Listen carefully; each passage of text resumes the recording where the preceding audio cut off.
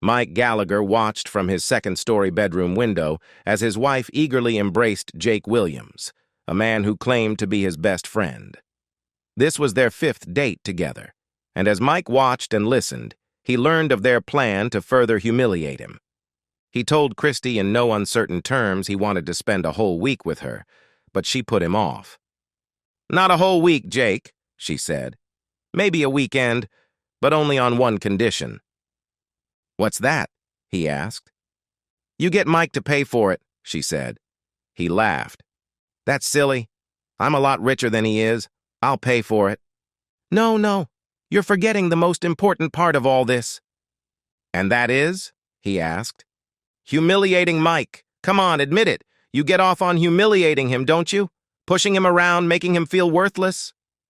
"Well, he is my best friend, you know." "Nonsense. You love humiliating him almost as much as I do," she said. "Look, Christy, let's end this charade. Come with me and dump that loser. I want to marry you and spend the rest of my life with you." She laughed. "Tell you what, stud. Let me get him to foot the bill for a dirty weekend and we'll see, okay?" Jake sighed, exasperated. "Oh, it'll be dirty, all right," he said, getting back in his car. "I'll talk to you soon, but don't keep me waiting for too long. You're already giving me blue balls." She watched as he left, then turned to the house she shared with her husband, Mike. Walking in, she began undressing as she made her way up the stairs. She saw Mike in the bedroom when she walked in, dropping her dress on the floor. She made her way into the bathroom and inspected herself, leaving the door open. "You probably heard what we were talking about. I'm leaving you for Jake. We're going on a dirty weekend somewhere and you're paying for it. Soon, I'll be leaving you to marry him." "I've been paying ever since I married you 3 years ago," Mike said sadly. "I thought we were good. I've done nothing but love you. Don't you love me?" She snorted. "How could I possibly stay in love with you?" she asked sarcastically. "You're nothing but a wimp who lets your best friend date your wife." She saw him sniffling on the bed. "Oh, grow up," she said. "Is that why you've been disrespecting me these last few months?" he asked weakly. "Why do you think?" she asked. She saw him look at her with lust in his eyes. Snorting, she shook her head. "Don't even think of it, wimp. There's no way I'm letting you touch me with that pathetic little pee-pee of yours. I'm calling a real man to come over. You can sit in the chair and watch if you want. Maybe take notes. Maybe I'll let you if you promise to be good." "Damn you, cheating woman," Mike said, getting off the bed. She watched as he went down the stairs. She followed him down and saw him reach for the door. "Where are you going? Off to pout somewhere? Maybe cry on your mama's shoulder like a baby?" she asked sarcastically. He looked at her with sadness in his eyes. He had taken all he could from her and swore he would take no more. "Goodbye, Christy," he said, slamming the door. She heard his car door open and then slam shut. A few seconds later, she watched as he drove off. Where was he going, she wondered. She shrugged her shoulders. Forget him, she thought. Good riddance to bad trash. She grabbed her phone and dialed a number. "Hey, lover," she cooed. "Wimpy is gone, so why don't you come over?" 3 days later, Michael pulled into the driveway. Opening the garage door from inside his car, he pulled in and closed the big door. He grabbed his briefcase and strode purposefully into the house. Christy was sitting at the kitchen table drinking a cup of coffee. He said nothing to her as he went into his home office. Curious, Christy went to his office door and tried to enter. The door was locked. Odd, she thought. He never locked this door. She knocked on the heavy wooden door and turned the knob when she heard the lock disengage. Opening the door, she saw him at his desk, looking at a map of something on his computer. She knew he was in the process of designing a housing tract along one of the area's many lakes and figured that's what he was looking at. "What do you want?" he asked curtly. For a moment, she was taken aback. He had never been abrupt with her before. But then again, she realized she had been rather disrespectful of him recently. "I was concerned. You left 3 days ago and I never heard from you." I tried calling your cell, but you never answered. I'm sure you were, he said sarcastically. Christy stopped for a moment. Was this really her Mike? He looked like Mike, sounded like Mike, but there was something slightly different about him. Maybe she had pushed him too far. She tried reaching out to him, but he managed to avoid her advance. Don't you want to give your wife a kiss? It's been 3 days since I last saw you. He looked at her for a moment as though she was an insect being examined under a microscope. He shook his head. No, he said, turning back to his computer. Please close the door on your way out. Christy was really confused by now. Her husband never refused her advances and always kissed her whenever he could. This man was cold. She closed the door to his office and went to the master bedroom to grab her phone.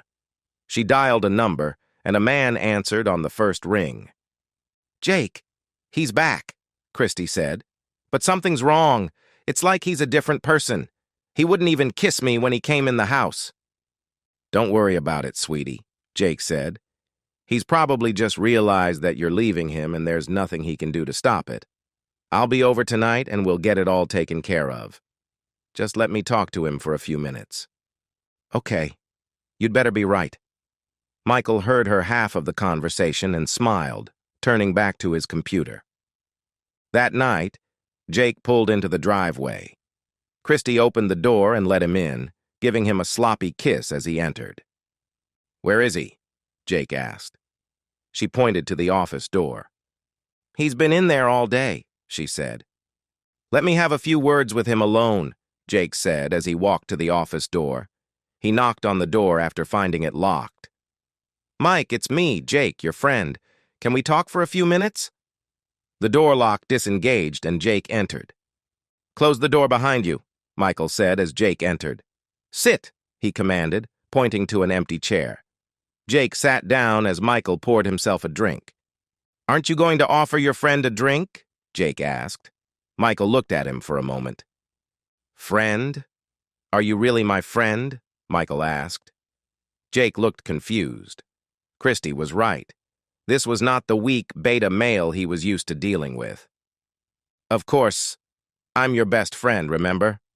Michael chuckled. Best friend? Tell me, what kind of a friend steals his friend's wife? Mike, I'm sorry, Jake began before Michael cut him off. You want Christy, right? Michael asked.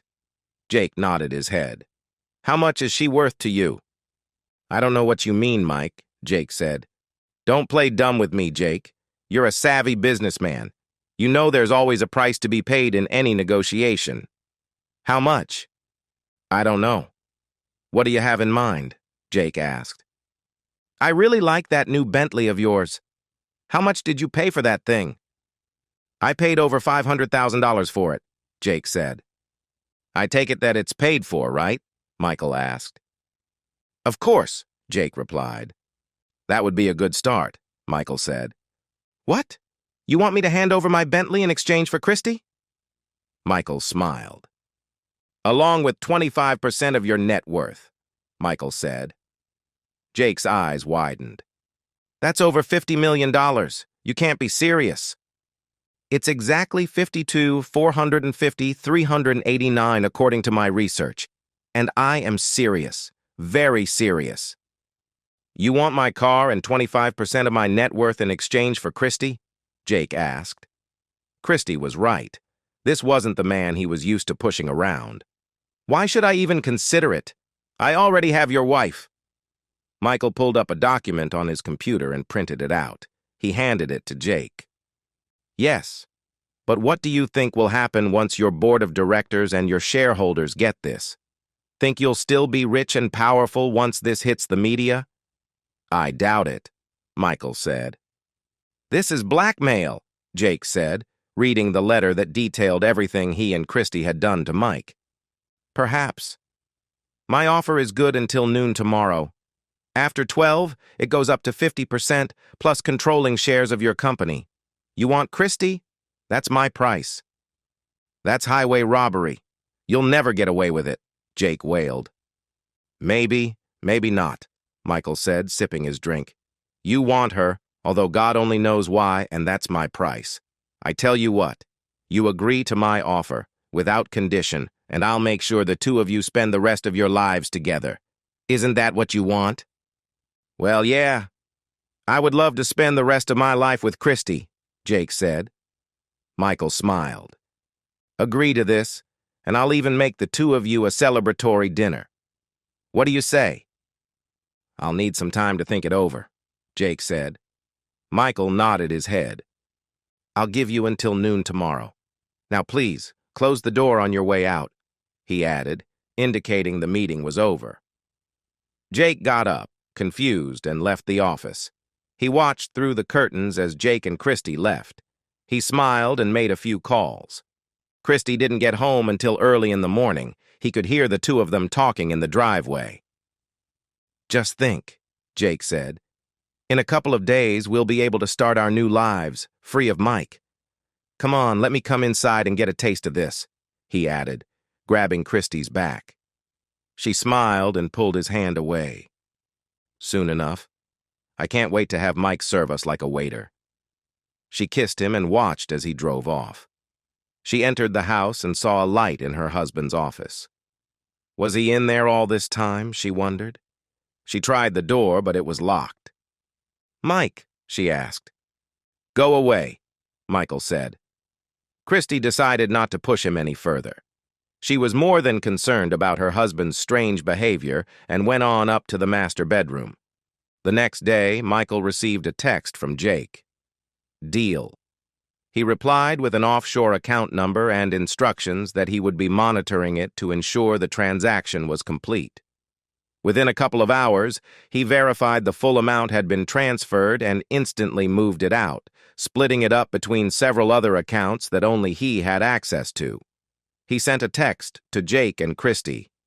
Dinner tonight on me. Be here at 7 p.m. sharp. He headed out to get what he needed for the night's meal and was back in an hour working in the kitchen. He loved to cook, and there was something bittersweet about tonight's meal. Christy got home at about 6 that evening and went into the kitchen. She had never known her husband to cook, but he seemed to know his way around the kitchen. Whatever he was making, it smelled delicious. I didn't know you cooked, she said. He looked at her before replying. There's a lot about me you don't know. Maybe if you'd stayed home now and then you would have learned something. I did learn to fend for myself, though. Now go get ready. Your date will be here soon. She tried to kiss him on the cheek, but he moved his head to avoid her. She backed off and ran upstairs, a tear running down her face. What have I done? She asked herself. A few minutes before 7, Jake showed up and rang the doorbell. Michael answered the door and let him in. Jake handed him a set of keys to the Bentley and the signed paperwork. As promised, I'm parched. Can I have something to drink? Thank you for living up to your promise. I'll be giving you and Christy something to drink soon, Michael said, pocketing the keys. He was looking forward to driving the new Bentley. Soon, Christy came back downstairs, stunning in a short, backless dress that left nothing to the imagination. Michael noticed that she had taken off her rings. She walked to the dining room table as Michael pulled out a chair for her. She smiled at him as she sat down, but he didn't return the smile. Jake sat down as well, smiling like a Cheshire cat. You look lovely, my dear, he told her, kissing her hand. And I see you've taken off your rings. Good. She smiled as Michael brought 2 flutes of champagne and set them down. He went back to the kitchen and returned with a large dish. He removed the cover and they all took in the aroma of Michael's lasagna. That smells divine, Mike, Jake said. Perhaps you missed your true calling. Michael said nothing as he served 2 helpings, 1 on each plate. Christy looked at him. Aren't you going to join us? She asked. Michael shook his head. No. This is your dinner. Enjoy. He stood back and watched as the lovers toasted each other and sipped their champagne. He retreated to his office with a wry smile on his face. He glanced at his watch. Any time now, he thought. Sure enough, he heard 2 thumps. Looking into the dining room, he saw Christy and Jake slumped over. Good, he thought. They would be out for at least 6 hours.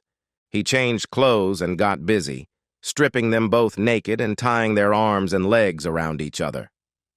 Grabbing a wheeled cart from the garage, he took the two out, wrapping their unconscious bodies with heavy chains that had weights attached to them. He placed ball gags in their mouths in case they woke up before he reached his destination. It wasn't easy, but he managed to put both of them inside a large canvas bag he purchased just for this occasion.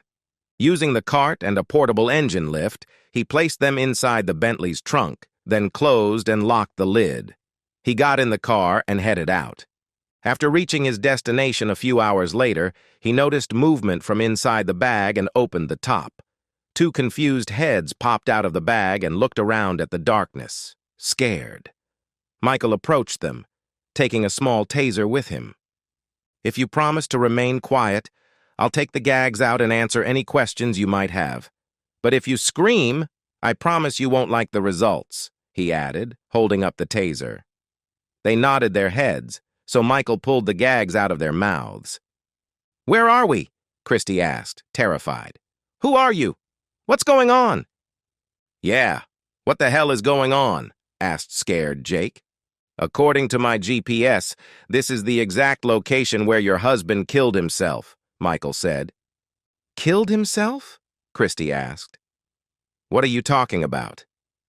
"Yes, he told me all about the way you had been treating him the last couple of years, cutting him off from intimacy, humiliating him." "Oh, I'm sorry. I forgot my manners. You probably think I'm Mike. Actually, I'm his twin brother, Michael. We not only share DNA, but we happen to have the same first name and the same middle initial. I warned him about you, Christy, but he wouldn't listen. You know, I came this close to saying something when the preacher said, 'If anyone has a reason why these two should not wed,' but I didn't," he added, holding up two fingers very close to each other. "You were at the wedding?" "I don't recall seeing you," Christy said. "I was wearing a disguise. You see, Christy, while Mike and I have a lot in common, we're actually quite different. He was an easygoing man who got along with everyone. Unlike me, confrontation just didn't suit him. He loved you with all of his heart and was willing to put up with practically anything to make you happy. On the other hand, I saw right through you from the beginning. I knew you were a conniving, cheating woman who would cheat on him the first chance you got. I hoped I was wrong for his sake, but unfortunately I was right." "Mike never said anything about having a brother?" Christy asked. "No, that was at my insistence. You see, officially I don't exist. I'd tell you why, but then I'd have to kill you." He laughed. "Oh, wait. I know it's dark, so you probably don't recognize your surroundings," Michael added, after he finished laughing at his own joke. "We're in the deepest part of Bottomless Lake, the same place where Mike ended it all just a few days ago. You see, he couldn't take what you had done to him anymore, and he took the easy way out. I tried to stop him, but he was inconsolable." Tears were running down Christy's face. "He killed himself?" she asked. "I never wanted him dead." Michael snorted. "Nonsense, cheating woman. You yourself said you didn't love him. You may as well have put a gun to his head and pulled the trigger." Michael looked at Jake. "And you, jerk. You pretended to be his best friend. You never answered my question. What kind of a friend steals his friend's wife? The truth is, you never were his friend. You used him to get what you wanted. You enjoyed pushing him around, humiliating him at every chance." "But you promised me we'd spend the rest of our lives together," Jake said. "You lied to me. You cheated me." Michael laughed. "I told you the two of you would spend the rest of your lives together. I just never told you that your lives would be cut drastically short. So yes, you will spend the rest of your lives together.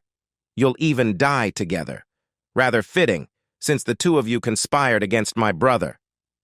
"Please don't do this," Christy begged. Michael looked at her. "Mike told me he said those same words to you before you humiliated him, but you just laughed in his face and told him to suck it up.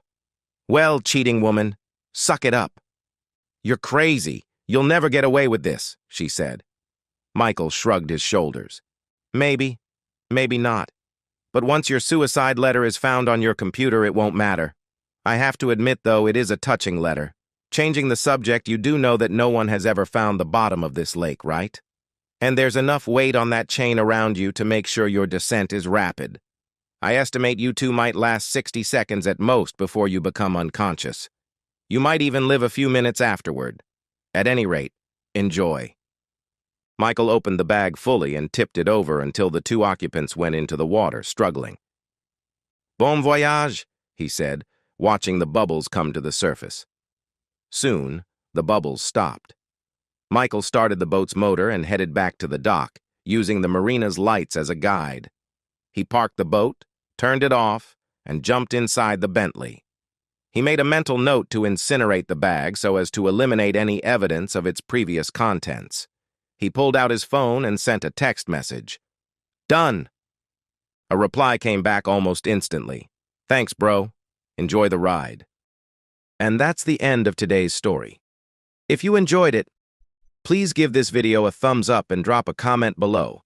Your support helps the algorithm push my content further. If you're new to the channel, don't forget to hit that subscribe button. It really helps me keep creating more stories for you. Thanks for watching, and I'll see you in the next one.